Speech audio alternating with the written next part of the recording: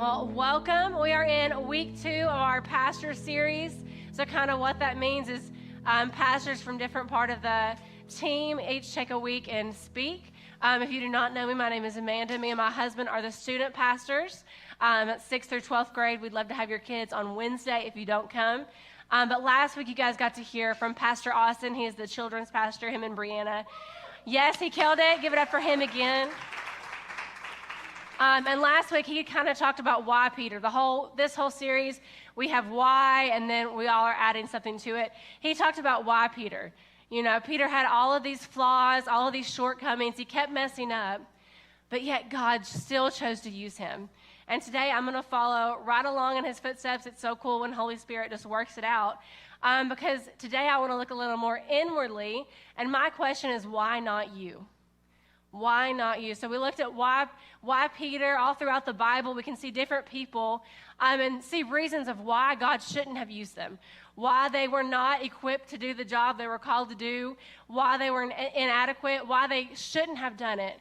But yet we find time and time again that God still chooses to use them again. God still chooses to use these people. So why not you? Why not you be the one who steps out and begins to make a change for your family, begin to make a change for this generation? Why not you? And why are you not the one that can't do that as well?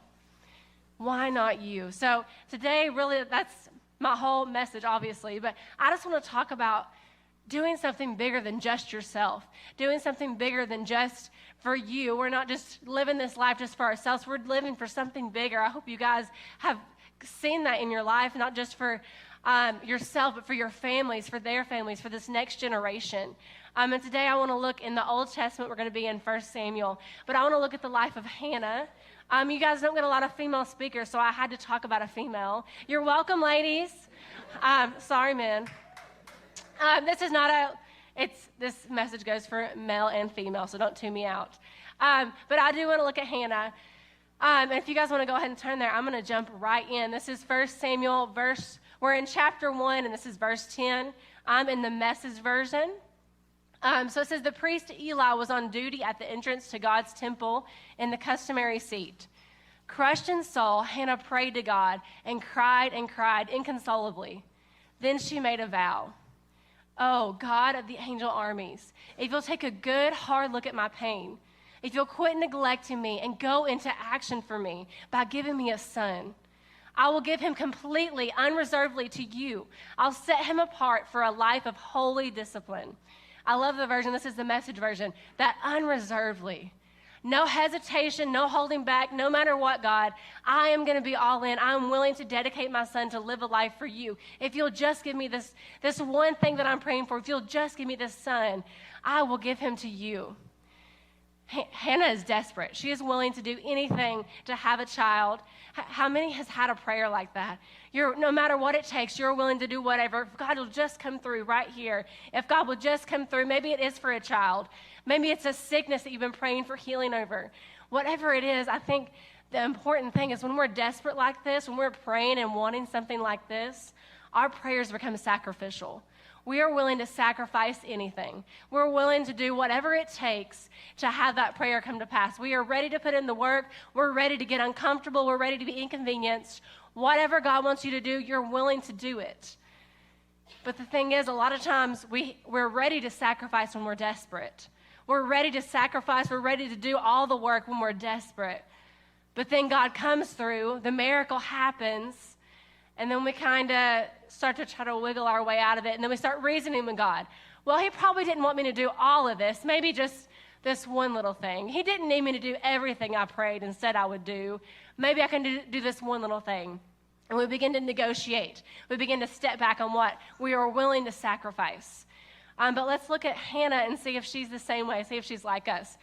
So basically what happens, I'm not going to go through all the scripture because we'd be here all day. But basically what happens, Eli is a prophet. He's in the temple, and he sees Hannah, and he actually thinks that she is drunk. She is crying inconsolably. She's praying, but he thinks that she's just talking to herself. And he says that she's drunk, and she says, no. She's like, I'm just a brokenhearted woman. I'm just praying for this child. I'm praying for this. I'm desperate. I'm seeking God out. So then Eli prays for her, And then verse 20 says, before the year was out, Hannah had conceived and given birth to a son. She named him Samuel, explaining, I asked God for him. I love biblical names because they just keep it very simple. I asked God for him, so he's Samuel. That's why I named him that. But God came through. But now it's time to see if Hannah's going to stick with her end of the deal. How often do we make these deals with God? If I can just get this job, then I'll start tithing. Then I'll start doing that. If you'll just send someone to come pray for me, give me a word, give me a sign, then I'll step out and do what I know you've already called me to do. We begin just praying. I know for me, anytime I'm pregnant, I'll always just pray that whole 9 months. I'm just praying for my child. I have all these big expectations, all these big dreams, all these things that I want to see come to pass. And then the child gets here, the thing that you're praying for gets here, and all those expectations and intentions don't mean anything if we don't begin to put action with it. And we have all these expectations. We have all these things we want to do, but there comes a point where we have to start taking action. We have to start doing the things that we want to see different. But far too often, once God moves, all those things that we want to sacrifice, all those things that we know we need to do, become too inconvenient for us. They become a little too uncomfortable, a little too different to what we're used to. And we begin to step back and not fully embrace what God has for us. So let's keep reading and look at Hannah. So this is verse 21. So she's had her son, and then it says, when Elkanah, and that is her husband, next took his family on their annual trip to Shiloh to worship God, offering sacrifices and keeping his vow, Hannah didn't go. She told her husband, after the child is weaned, I'll bring him myself and present him before God. That's where he'll stay for good. Okay, let's see. Elkanah said to his wife, do what you think is best. Stay home until you've weaned him. Yes, let God complete what he has begun. So she did. She stayed home and nursed her son until she had weaned him. Then she took him up to Shiloh, bringing also the makings of a generous sacrificial meal, a prize bull, flour, and wine. The child was so young to be sent off. So basically what is happening here, she follows her into the deal. Once Samuel is weaned, she's willing to take him up. And basically what is about to happen is she is going to leave Samuel, her son, with Eli. So basically around this time, we don't get an exact age for what Samuel was, but typically a child would be weaned around 3 to 5 years of age. I can't imagine sending a child that young to live with basically a stranger. Even if you wanted to give him a few extra years and say he was 7, that is a very young age to go and just leave your child.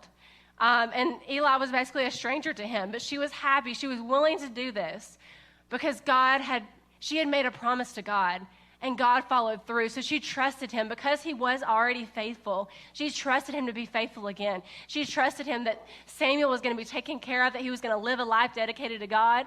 He has two whole books in the Bible about him. So obviously God came through with his end of the deal, and Samuel did lots of great things. But because of Hannah's faithfulness, because of her willingness to stay committed to God, to keep her end of the deal, Samuel was able to experience that. If we keep going, verse 25, it says, they first butchered the bull, then brought the child to Eli. Hannah said, excuse me, sir, would you believe that I'm the very woman who was standing before you at this very spot, praying to God? I prayed for this child, and God gave me what I asked for. And now I have dedicated him to God. He's dedicated to God for life. Then and there, they worshiped God. Here we are with Hannah. She's a mother. This is her first child. She has prayed for this child. We've already seen she has been desperate for this child. And now she's about to leave him with the stranger, with Eli. Instead of being bitter, instead of trying to figure out how she can get out of it, instead of negotiating a bargain, she knows what she was supposed to do, and she worshiped God for it. She said, here is what I've been called to do. Here's what I promised and said that I would do. And then and there she worshiped. That's my first feeling. It's hard does not equal bad.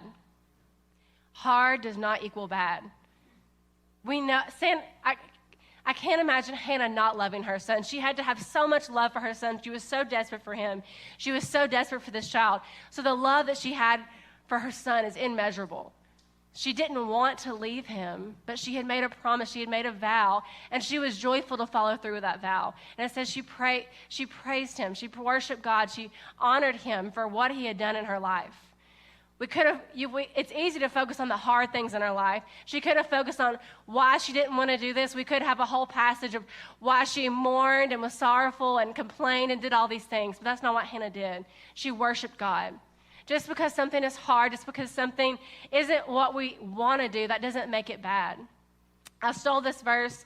There's a new book coming out from a Christian author that I enjoy. I think her first book was Risen Motherhood. It's a Christian parenting book. But her second book is Hard is Not the Same as Bad. And I think so often in our society we have this stigma that if something is hard, there is no way that it's good. If something is hard, if something is a little uncomfortable, there's no way that's God's will for our lives. And we begin to label things without seeking God out and seeing what He wants for us. But unfortunately, this is not the case. A lot of times we have to go through some hard things. We have to face some hard things to get to the good things that God has for us. And I think this is a lie that hard things are bad. It's the enemy. The enemy has been planning and planning over and over again. If he can get us to quit every time something gets hard, we're going to miss out on what God has for us. If he can get us to push back every time we get a little uncomfortable, we're going to miss out on some of the best things that God has for our lives. The best is yet to come. That is a phrase. I love this phrase. I live by it. If I've prayed for you up here, I have probably spoken that over you. And I fully believe that. The best is yet to come. I believe that for my life. I believe that for you guys.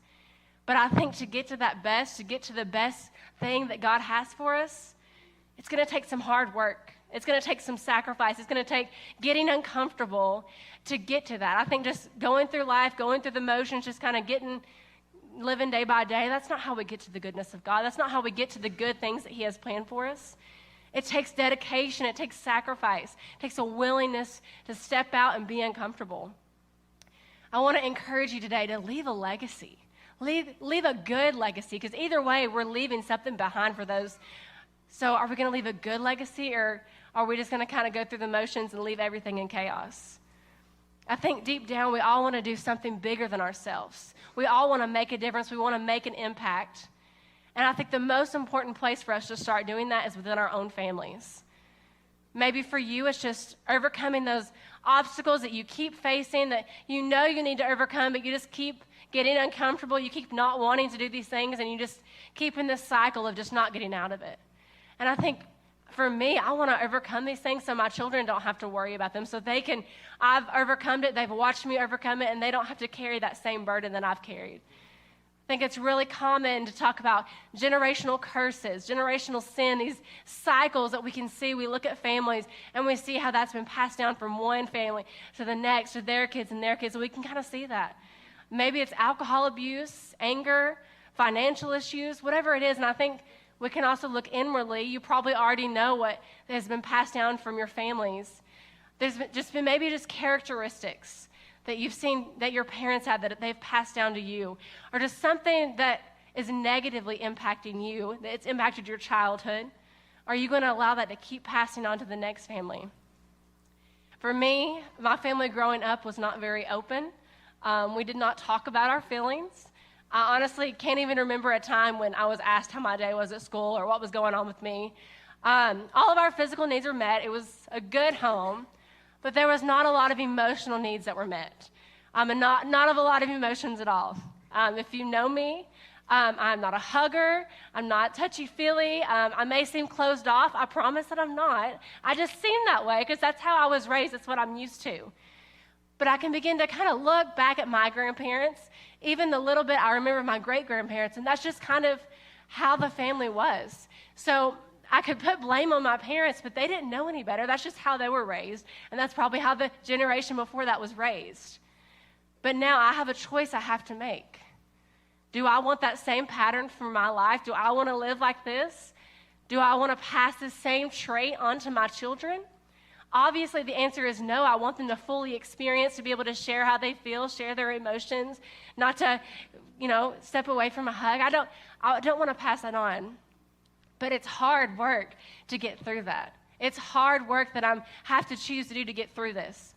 If anybody knows me and Ben, Ben is the one that likes to talk about his feelings in our marriage. You've probably seen him cry more than you've seen me cry. It is what it is. But it's hard work anytime he's wanting Anytime he wants to talk about a situation going on, anytime there's a moment to share our feelings, only a certain people of group, this will make sense too. But he'll ask me how I'm feeling when I'm thinking about this, and it's so ingrained in me to just kind of go through the motions. Here's what needs to be done. Here's the facts, that I don't have the emotions to talk about it. It's not that I don't want to share how I feel. It's not that I don't want to talk about how I feel. I honestly don't even know how I feel, because it's so ingrained in me just to get through it, go through the motions, not to get deep and think about it. But if I want to see something different in our lives, if I want to see something different for my children, I have to begin to do that hard work and dig a little bit deeper and get past that surface level. It's uncomfortable. I don't like it, but it's something that I need to do. Or I will pass the same issue on to my kids. I want to be able to teach them and just show them how to share their emotions properly. And the reason I picked emotions to talk about, because obviously how much I feel or how much I share, that's not really a sin. But it's a negative characteristic that has been passed down throughout my generational lines. And I have the choice, am I going to make a difference? Am I going to do something different? Am I going to get out of that cycle? Or am I going to keep in that same exact cycle? And I love talking about emotions, because God created emotions. If he didn't want us to have feelings, if he didn't want us to experience emotions, he wouldn't have created them. But we have to learn to use them in the right context. Anger, for example, I think it oftentimes gets a bad label because, anger can lead to lots of things that are wrong. But throughout the Bible, we can see God using anger in the correct way. An example for us, we're the student pastors. So when I begin to see what society has been teaching our children, the lies about their identity, about what is right and what is wrong, that makes me pretty angry. I get very frustrated with culture around us. But what we get to do is on Wednesday nights, we get to teach these teens about their true God-given identity. And that is how I'm using that anger in a good way. I'm pushing past that. I'm breaking those chains and hopefully leading them in a better way. We have to begin to search those things out. Emotions can be good. Anger can be good. Everything can be good in the right context. We just have to discover what that context is, discover how God wants to use us. And that's basically just my heart for you guys today. I want you guys to begin to see that we're doing something so much bigger than ourselves. Yes, there's things in our life that I want to overcome to make my life better.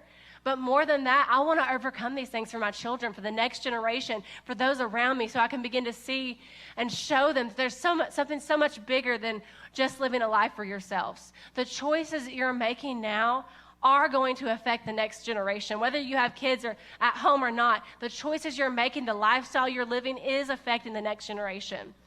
I have this parable. I think I stole it from Pastor Kelly. I'm not really sure. I heard it somewhere, and then I couldn't really remember it all, so I've just modified it to what I remember. So if you think you heard it, you may have. I don't know. But the story is there were two brothers, and this one brother, he had vowed to never let alcohol enter into his system. He did not want to be around alcohol. He just had seen the negative effects of it. He just did not want anything to do with it. When you asked him why, he said that his parents were alcoholics. He saw the brokenness, the hurt, the chaos that it caused, and he did not want that for him and his future family. And then the other brother, he was an alcoholic. And he said that was because that was all that he ever known. His parents abused alcohol, so he was just destined to follow in their footsteps. This is my second point. We cannot choose the circumstances we face, but we can choose our response. We cannot choose what happens to us. We cannot choose what is presented to us, what happens in life. But we all get a response. We all get to decide how that is going to affect our life. Both of the men in this example, they had the same childhood. They experienced the same thing, the same trauma. One brother chose to break out of that cycle, to break that generational sin, and live a life that was better. But the other brother chose to be a victim to his circumstances. He said, this is just how I'm supposed to be, and he didn't choose to do the hard thing. We're all given that same opportunity. What you fight to overcome in your lifetime, what you fight to break through, what mold you fight to get out of, that is all up to you. We're all given that same opportunity, though. And I think a lot of us kind of settle. We begin to do one thing, and then we think we're doing pretty good. Maybe just the example of coming to church. Maybe growing up, your family did not go to church. You've never really been involved in church. So coming to church on Sunday, hey, I'm doing great. I'm good to go. I got this down. And if you've never been involved in church, if that is your first step, that is a great first step. I'm so glad you're here. And that's amazing. But God has so much more for you beyond just coming to church on Sunday, beyond just coming here on Sunday mornings. What more does God want to do through you? What more does God want you to experience for you and your families? Maybe it's just, what is that hard thing that I keep talking about? I'm sure you all know what hard thing you keep pushing to the side that's uncomfortable, that hard thing that you just haven't been ready to do the work yet. Maybe it's overcoming your anger issues. Maybe it's anxiety. Maybe it's self-image. Maybe it's finally going to counseling for that trauma that you need to overcome. Whatever it is, I think we get in this cycle of saying, well, one day I'll do that. One day we'll work on that. And we just kind of push it to the side. But how much are you missing out on by pushing that to the side? Because I think there's a whole other side. Once we get through that hard thing, once we get through that thing that we've labeled as bad, God has so much more for you. God has so much more that he wants you to discover about your identity, about who he created you to be, your purpose. But we have to begin to do those hard things. We have to begin to do the hard work to see the promised land, to see the good things. We have no control over how we were raised, over what has happened to us. You have no control from this moment back. Our past, whatever's in the past is in the past. We can't change any of that. But we can begin to make changes right now in our lives that will affect us. It will affect your future, your family's future, their family's future. You can begin to make choices right now today that is going to leave a lasting impact. It's going to leave a legacy of who you were, what you chose to overcome. I think it's really easy to kind of get like we're just living in the mundane. We're going through the motions, just trying to get to Friday, trying to get to this next event. We're just trying to get through. And even in those moments where we're just trying to get through, we have established some daily rhythms. You've established some habits, some things that you do, some things that you go through. Whether they're good or bad, you've established those and they are affecting your family. You may want to think that they're not, but every choice that you make, whether they're good or bad, is having a lasting effect on you and your family. If we keep reading in the verse, I'm going to jump to chapter 2. And before we get to this verse, basically the Bible tells us that Eli's sons were wicked. It talks about all their evil works. Basically, they disrespected God. They didn't honor the sacrifices. And they just didn't really have a reverence for God and who he was. So a prophet came to him and says, 1 Samuel 2, and this is verse 27. It says, one day a man of God came to Eli and gave him this message from the Lord. I revealed myself to your ancestors when they were Pharaoh's slaves in Egypt. I chose your ancestor Aaron from among all the tribes of Israel to be my priest, to offer sacrifices on my altar, to burn incense, and to wear the priestly vest as he served me. And I think this is just kind of reminding Eli, it's reminding us, the reader, about all the things that before Eli, all the things that his forefathers have done. And obviously, Eli was a powerful man of God. He prayed for a woman, and she had a child. So obviously, he was a man of God. He had power. And I think a lot of that initially came from, he kind of got a jump start because of all the work that his forefathers did. They had left a legacy for him. They were faithful to God. They were dedicated. They did the work. So Eli kind of just walked right into that. But unfortunately, excuse me, if you continue in this, God actually begins to tell Eli, because of his son's choices, that their family was going to be cursed. It said none of the men would live to a long age. Eli was a great man of God, but he allowed this behavior with his sons, and I really don't even like saying the word allowed, because he kind of just ignored it, didn't correct it. It shows us one instance in the Bible where he kind of says something to his sons, but he doesn't enforce anything. He doesn't really do much. In the Bible, the man actually said that God had said that you honor your sons more than me. So Eli had kind of got his priorities out of whack just a little bit. But because he had this blind spot in his family, because he had this blind spot that he ignored, it affected his and his family's future. And I think a lot of times we have these spots in our lives that we just kind of want to push to the side. We want to ignore it. And that's my third point, if Bubba wants to go ahead and come up. Without correction, we will never learn to walk in our God-given identity. Without correction, we will never learn to walk in our God-given identity.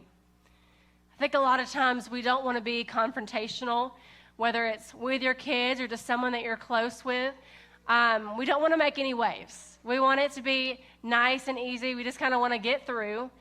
But by not correcting them, you're still making a choice. By not disciplining, by not showing them the right way, we're making a choice and we're allowing this behavior. It would be so much easier to just never correct your children. It'd be so much easier if God never corrected us. I do not like to be corrected. I'm sure no one in here wants to be corrected. But we will never learn to walk in our God-given identity if we don't get corrected, if we don't get put back on the right path. Because if I'm doing something wrong, I'm going the wrong way. So unless I'm corrected, unless I'm pushed in the right direction, I'm going to be missing out on all that God has for me. It would be so much easier just to not have correction, but correction can be good. Eli's sons came from a great legacy. We just read about that they were so powerful and I think his sons could have been so powerful for the kingdom. I think they had so much for their forefathers, from Eli, from all the stuff they had been around. They could have left a great legacy for themselves. But their choices, their lack of correction, it forced a different path for them. And I think we get so concerned with pleasing people that we don't push them. We get so concerned with just getting through. We get so concerned with just kind of being here that we don't want to push people. And the truth is, if I'm not pushed, I'm going to stay comfortable.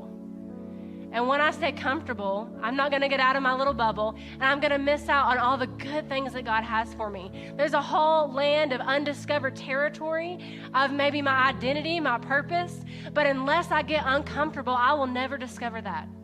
Unless you guys are willing to get uncomfortable in your lives, you are going to miss out on the calling that God has for you. It takes work. It takes the hard work to get uncomfortable, to push it out. The 9 a.m. service, we had Larry and Deanna. I don't know if you guys have got to meet them, but they're some of our leaders in 412. And they're the example of this. All their kids are older, they're grown, yet they still serve. They still are choosing to do the hard work, to do the things. We took our youth tubing yesterday. And then poor Larry was back in the back helping. We had just 2 boys. They kept getting stuck in the twigs, kept struggling. And then Larry was out there doing the hard work. And I'm sure that part was uncomfortable. That wasn't fun for him. But because of his willingness to make these sacrifices, their willingness to get uncomfortable as leaders, as Christians, they are discovering a whole new thing. They are being used by God in a whole new way. And I think unless we're willing to get uncomfortable, unless we're willing to make those sacrifices that we want to make when we're desperate, we have to be willing to make those at all times to truly discover the calling, the purpose that God has for you and your family. The best is yet to come. Your best self, the best joy, the best peace, that is to come. But sometimes we got to go through some work. We got to work through these things to overcome and to get to those things. But here's the promise. Here's the good part. This is 1 Samuel 2:35, and they are now talking about Samuel. It says, "Then I will raise up a faithful priest who will serve me and do what I desire. I will establish his family, and they will be priests to my anointed kings forever." And this is where I'm going to end today. The choices that we are making is going to not just impact you. It's not just impacting yourself. It's impacting your family and the next generation. See, this promise was given for Samuel because Hannah kept her promise to God. Because she was willing to do the hard work, she was willing to dedicate her son to God, Samuel was now going to get to experience all these great things because of her sacrifice. And then because of Samuel's hard work, because of his dedication, he was going to become a faithful priest who would serve God, and then his families was going to get to follow in that, creating that legacy. We are creating a legacy. We are making choices, whether we want to see that or not, we are. Whether it's good or bad, we are making choices. We are taking steps for our family. So what kind of steps are you taking for your family's for their legacy, for this generation? What steps are you taking for their future? Moses paved the way for Joshua. If we read about Moses, it talked about how he went to Pharaoh to help the Israelites get free. He told Pharaoh of all the plagues that were going to come, and then finally, Pharaoh let them go. And then they get to the Red Sea, and then Moses was with them, and he led them through the Red Sea. And then they spent some time in the wilderness. But then Joshua took over and kind of became the leader. And then Joshua was able to lead them into the promised land. But here's the thing, Joshua would have never been in a place to lead them to the promised land if Moses wouldn't have done all that he did. If Moses wouldn't have went to Pharaoh, if Moses wouldn't have been at the Red Sea, Joshua would never have been positioned to get where he needed to go. You see, I would love to walk in the promised land for myself, but more importantly, I want my kids to be able to walk in that promised land. I'm willing to walk through any wilderness so my kids don't have to go through that wilderness. I'm willing to do whatever hard work, take whatever step I need to take to propel my children into their future, into their destiny. And I think some of that includes the uncomfortable things. It includes disciplining them, showing them right or wrong, getting them involved in church, serving. But even more than that, it's growing yourself. It's bettering myself so my children can begin to see the right way. And my favorite thing about this example with Joshua and Moses is Joshua was not Moses' son. Moses mentored Joshua. So don't write yourself off if you're not a parent or if your kids are grown. Don't think that your time is up or it's not the time. If you are a Christian, if you are a follower of Christ, we are called to disciple. We're called to build up the next generation. So if you are not doing that, if you don't have children, I encourage you to find somewhere to begin pouring into others, begin showing them the gospel, the truth, how to live. So if you guys want to go ahead and stand.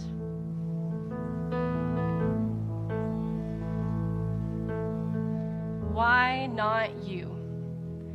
Why not you be the one who breaks off that generational cycle, who begins to change your family's future? Why not you be the one who steps out and truly discovers your God-given identity? Because I think if we're honest, we're all not fully walking in our calling. We all have areas where we can keep getting pushed. We can keep growing to discover more things about God in our lives. So why not you?